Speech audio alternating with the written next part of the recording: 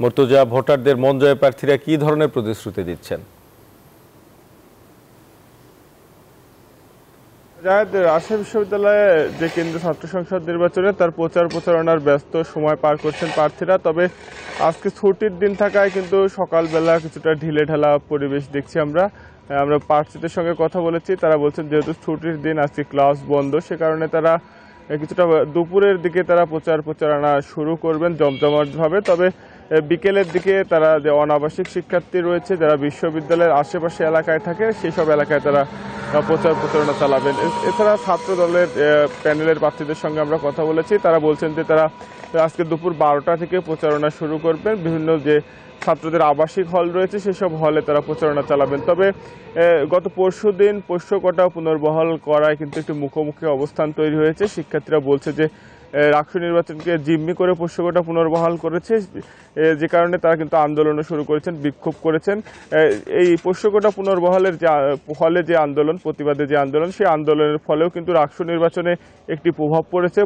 প্রচারণায় কিছুটা বিঘ্ন ঘটেছে। তবে বিশ্ববিদ্যালয় প্রশাসন যেটি বলছে যে সব পক্ষের সঙ্গে আলোচনা করে সমাধান তারা করার চেষ্টা করছেন। শিক্ষক কর্মচারীরা যদি রাষ্ট্র নির্বাচনের দিনে কাজ না করেন তাহলে সঠিক সময়ে রাষ্ট্র নির্বাচন সম্ভব না। সেই জায়গা থেকে তারা শিক্ষক কর্মচারীদের দাবি মেনে পোষ্যকোটা পুনর্বহাল করেছেন বলে কিন্তু আমাদেরকে জানিয়েছেন। তবে শিক্ষার্থীরা বলছেন যে কোনোভাবেই রাষ্ট্র নির্বাচনকে জিম্মি করে পোষ্যকোটা পুনর্বহাল করার সিদ্ধান্ত মেনে নেওয়া হবে না। তারা নির্ধারিত সময়ে যেমন রাষ্ট্র চান, ঠিক তেমনি তাদের যে দীর্ঘদিনের আন্দোলনের ফল পোষ্যকোটা বাতিল হয়েছিল, সেই পোষ্যকোটা তারা পুনরায় বাতিল চান। তবে উপাচার্যের সঙ্গে আমরা কথা বলেছি, তিনি বলছেন যে তিনি বারবার সিদ্ধান্ত বদল করতে বাধ্য হয়েছেন, কারণ যখন শিক্ষার্থীরা আন্দোলন করে তাকে চাপ দিয়েছিলেন ঠিক সেই সময়ে তিনি বাধ্য হয়ে পোষ্যকোটা বাতিল করেন। তবে তার পরবর্তীতে শিক্ষক কর্মচারীরা আন্দোলনের হুমকি দিয়ে বিশ্ববিদ্যালয়ে তারা অচল করে দেওয়ার কথা জানান। সেই প্রেক্ষিতে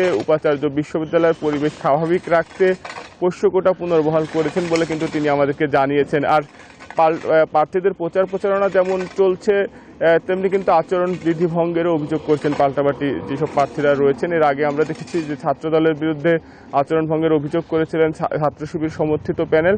একইভাবে ছাত্র শিবির সমর্থিত প্যানেলের বিরুদ্ধেও কিন্তু অভিযোগ করছেন ছাত্র দলের প্যানেলের প্রার্থীরা সহ স্বতন্ত্র প্যানেলের প্রার্থীরাও নানা অভিযোগ আনছেন। যারা স্বতন্ত্র প্রার্থী রয়েছেন তারা বলছেন যে বড় দুটি ছাত্র সংগঠন, ছাত্র দল এবং ছাত্র শিবিরের চাপে তাদের অধিকার ক্ষুণ্ণ হচ্ছে। নির্বাচন কমিশন তাদের কথাকেই বেশি গুরুত্ব দিচ্ছে, সেখানে সাধারণ শিক্ষার্থী সহ স্বতন্ত্র প্যানেলের যারা প্রার্থী রয়েছেন তাদের কথা খুব বেশি কর্ণপাত করছে না নির্বাচন কমিশন। তবে নির্বাচন কমিশনের দাবি, যে কোনো যৌক্তিক দাবি হলেই তারা সেটি বিবেচনা করছেন, সেটি মেনে নিচ্ছেন এবং একই সাথে আচরণবিধি যেন ভঙ্গের ঘটনা না ঘটে সে বিষয়েও তারা কঠোর রয়েছেন। প্রয়োজনে তারা আচরণবিধিতে আরও নতুন নিয়ম যুক্ত করবেন, কিন্তু কোনোভাবেই যেন আচরণবিধি ভঙ্গ না হয় সে বিষয়ে তারা তৎপর থাকবেন।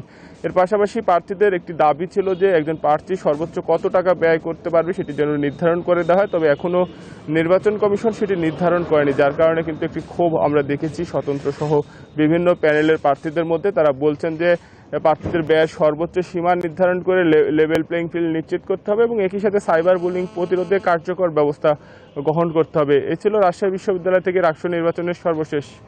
জায়েদ, ধন্যবাদ মতিউর মুর্তজা। রাষ্ট্র নির্বাচনের প্রচারণার খবর জানাচ্ছিলেন মতিউর মুর্তজা। বান্ডেল থাকলে প্রতি সেনমানিতে টাকা বাঁচবে। বিকাশ সেনমানি বান্ডেল কিনে জিতুন প্রতি লেনদেনে।